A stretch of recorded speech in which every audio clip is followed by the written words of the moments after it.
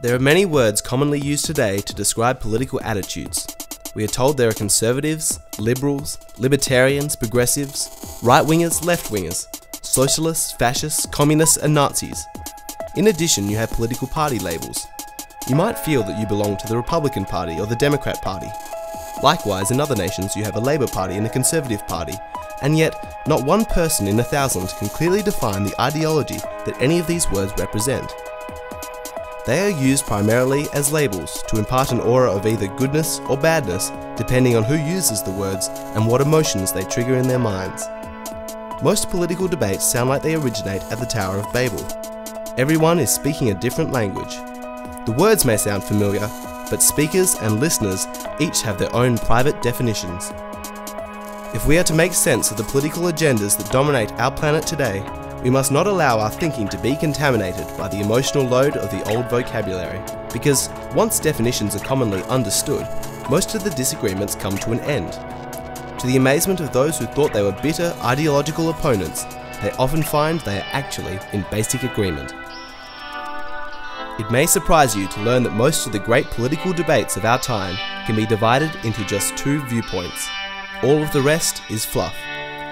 Typically, they focus on whether or not a particular action should be taken, but the real conflict is not about the merits of the action, it is about the principles, the ethical code that justifies or forbids that action. It is a contest between the ethics of collectivism on the one hand and individualism on the other. Those are words that have meaning, and they describe a philosophical chasm that divides the entire Western world. The one thing that is common to both collectivists and individualists is that the vast majority of them are well-intentioned. They want the best life possible for their families, for their countrymen, and for mankind. They want prosperity and justice for their fellow man. Where they disagree is how to bring those things about. This series will explore the research done over 45 years by Mr G Edward Griffin about the 5 major concepts of social and political relationships, and within each of them, the opposite viewpoints of collectivism and individualism. The first of these concerns the origin and nature of human rights.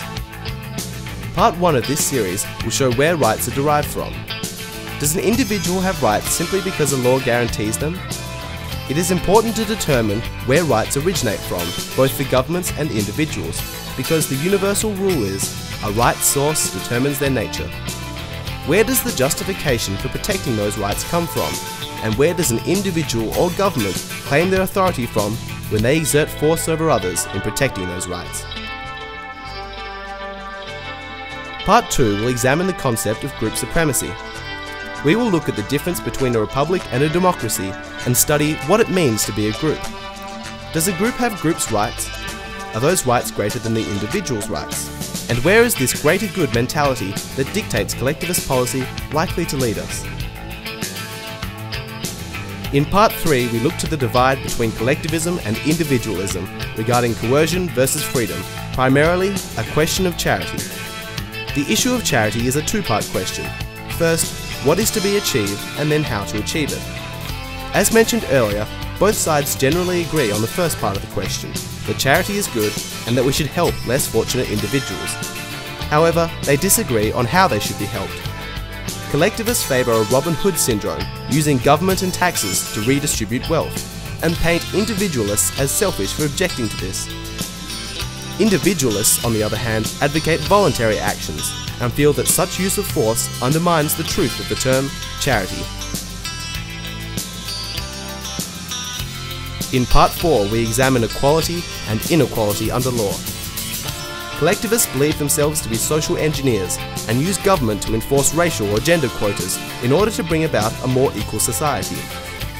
Individualists disagree and state that while we are all unequal, we all deserve the same equality under the law, and to favour one class or race above another is unequal and it further divides society. The final part of this series explores the proper role of government, the difference between an individualist and a collectivist state, and where each government will take its society. By the end of this series, you will be aware of how each new collectivist law, further regulating society, undermines individual freedom and liberty and begins the inevitable slope towards totalitarianism.